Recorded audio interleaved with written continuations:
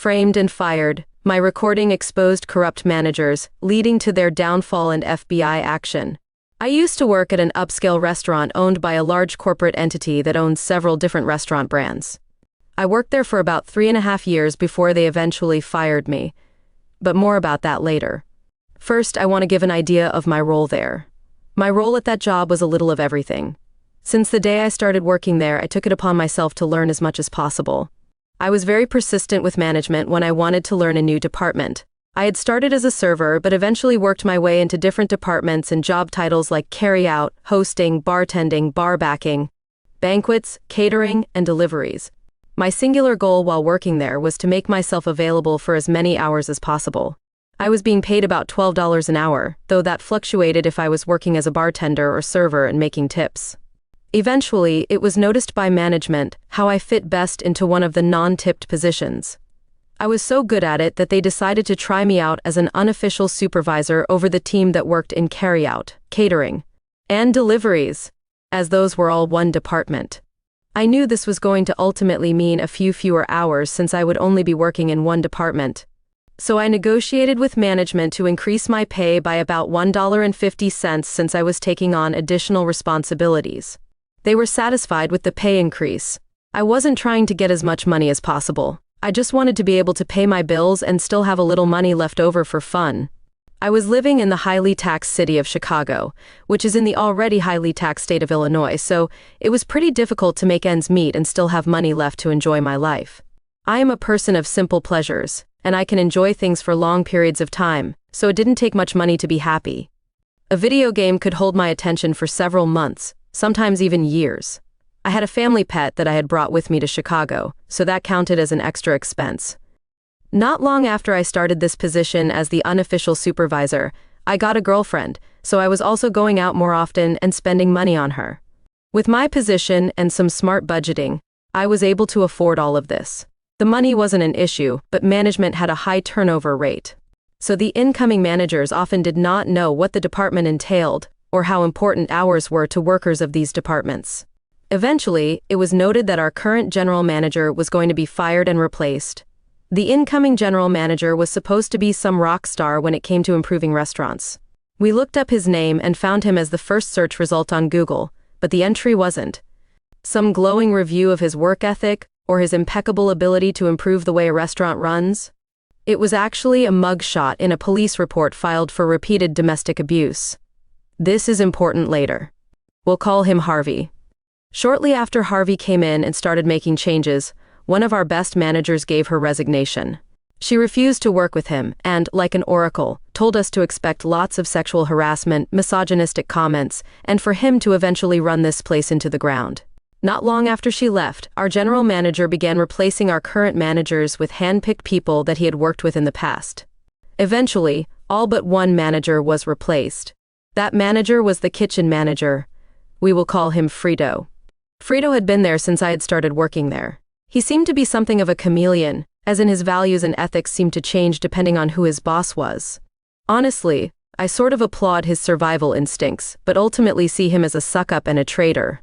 Harvey never really replaced the manager for our department, so we ran without a lot of oversight, unless you count me as the supervisor. We didn't constantly have someone breathing down our necks about how things should be done. Our department had some hiccups here and there, but it still ran really smoothly. Since we did not have our own manager, we often had to radio for a manager to come help us out on things that needed a manager card for approval. Frito would always be the one to answer these calls since the kitchen was closest to our department. Over time, the new team of managers started to see Frito as the manager of our department as well. However, the hourly team that worked there still saw me as their supervisor. This meant that any time Frito was trying to make changes that would ultimately hurt us, the team relied on me to mitigate those disasters or to negotiate with Frito to let us do our jobs the way we had already proven worked really well. Over several months, Frito and I would butt heads dozens of times. He and I were constantly arguing about how important hours were to the workers in this department. He had it in his head that we should be living off of tips like servers, but since most of our orders were carry-out, they came in through Grubhub, and Grubhub doesn't tip. We didn't have a lot of deliveries in a day, and the tips we got from those were maybe $10 if we were lucky. But splitting $10 four ways doesn't add up to a lot. It just showed that Frito had no clue what he was talking about. Eventually, we had a meeting with Harvey, Frito, and all the workers in this department. It was marketed as a chance to voice all our grievances and concerns with the changes they wanted to make with no chance of retaliation. So the workers did exactly that. They talked about how Frito was trying to cut hours, even though he wasn't our actual manager. When it was brought up that they were attempting to hire someone to be the manager, the team suggested that I take over since I had already been supervising them and running things smoothly for the last several months.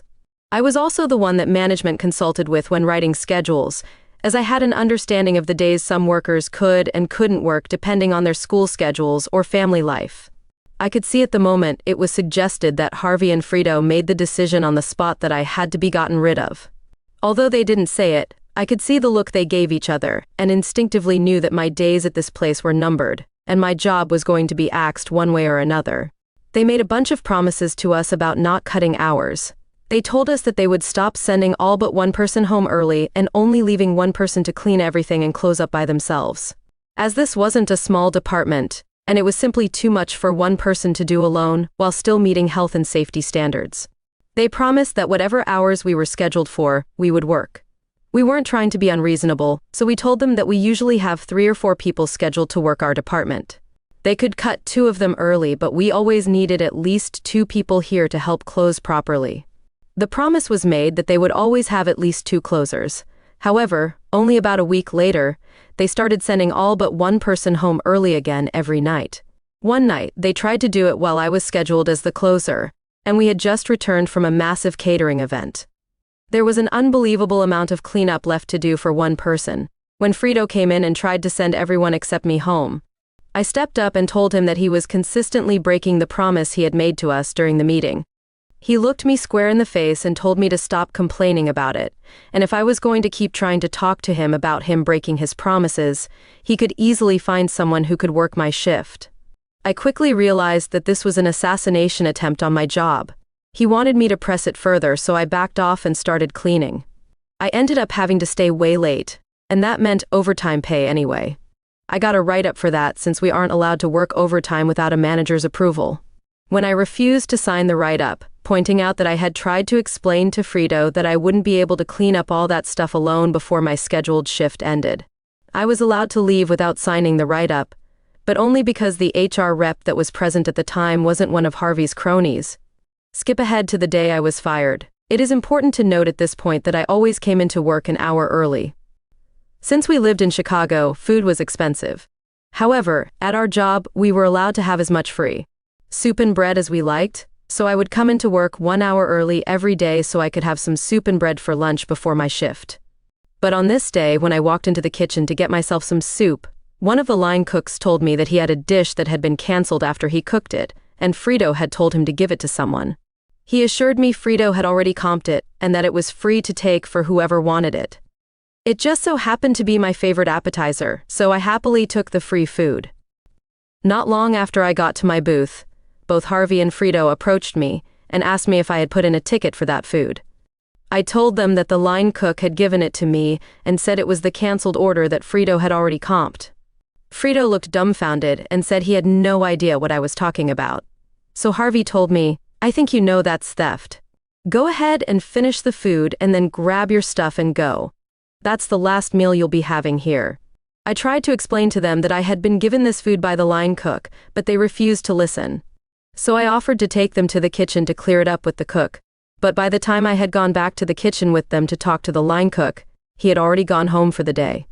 I had no choice but to gather my stuff, say my goodbyes, and head home.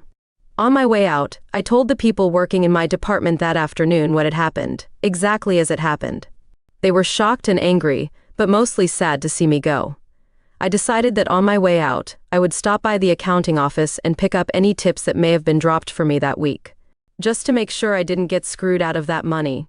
Before heading down, I had the gut feeling to just set my phone to record, and I stuffed it into my pocket with the camera rolling. Although the video was entirely black since it was in my pocket, I did manage to get a pretty muffled recording of Harvey and Frito's voices through the door, discussing how things had gone as planned, and that they had been trying to get rid of me ever since the meeting with my department. I knocked on the door, and they hushed up before opening it. They asked what I was still doing there, and I asked for my tips. They gathered what was in the safe for me and handed it over. Despite my anger rising at what I had just heard, I decided not to burn this bridge just yet because perhaps I could nuke it later.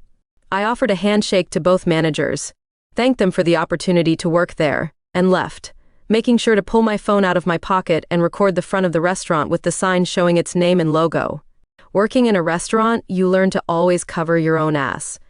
It's true for most jobs, but something was just telling me I would need this all later. If I was being accused of theft, I wanted to be able to prove it wasn't true if it ever came up in future job interviews, which is exactly what happened and where this all started going nuclear. On the train ride home, I sent some messages and made some posts on some local groups on Facebook saying that I had just been fired and that I was looking for a job as quickly as possible. By the time I got off at my stop, I had already set up an interview for later that day. I was offered the job about 5 minutes into the interview, but after going over the details, it didn't sound like it was for me. So I turned it down.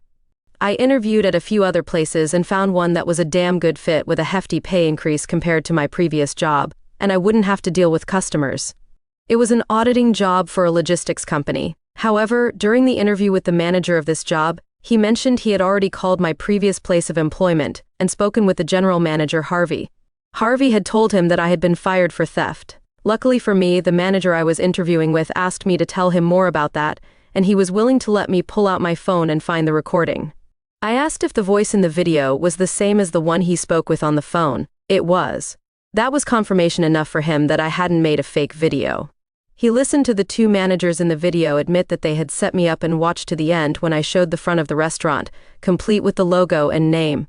The manager interviewing me, who we'll start calling Dean, hired me immediately and asked me to send him the recording. I did. I thought that was the end of it.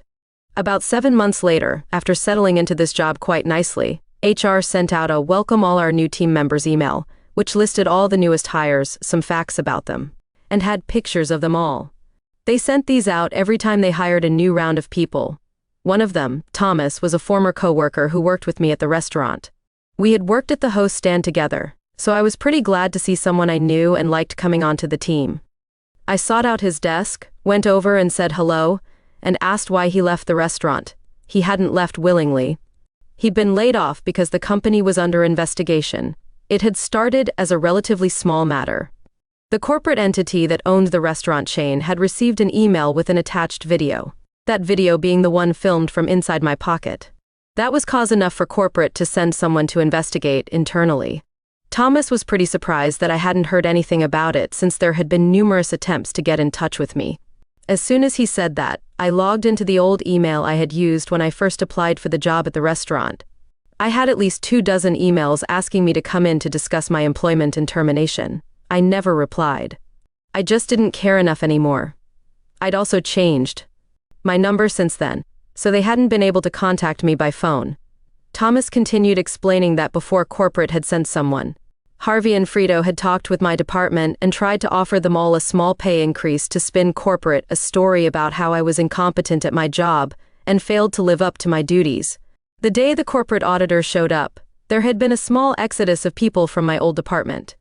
They quit on the spot in front of the lady from corporate, let's call her Audrey, and made sure to rat out Harvey and Frito before leaving. Strike one for both of them. Strike two came a couple of days after Audrey showed Harvey and Frito the recording that had kicked all of this off.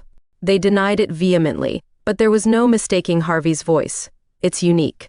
Not only that, but the video also picked up their voices and mine when we shook hands and had a friendly parting of the ways, which was something they had already bragged about to Audrey, thinking it made them look better that we were able to part on good terms.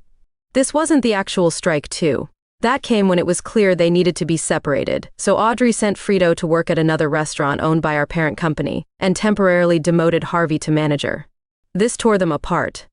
They had once been an inseparable evil team, but the pressure of the investigation must have pushed them over the edge. They ended up at each other's throats on Facebook, on a public post on the company page. The post has since been deleted. But Thomas explained it as the following. Frito had been pictured in a Facebook post on the restaurant page, and Harvey made a passive-aggressive comment about how Frito shouldn't even be in the picture since he had been moved to another restaurant due to misconduct. Frito saw this comment and said something along the lines of, "At least when people Google my name, I don't show up as the guy that punched his wife." To which Harvey responded, "Very funny from the guy who is cheating on his wife with Janet's sister." Not her real name, but Janet was the girl they appointed to officially supervise my old department after they fired me, the unofficial supervisor. Frito replied to that by saying, "Like you haven't tried with half the waitresses.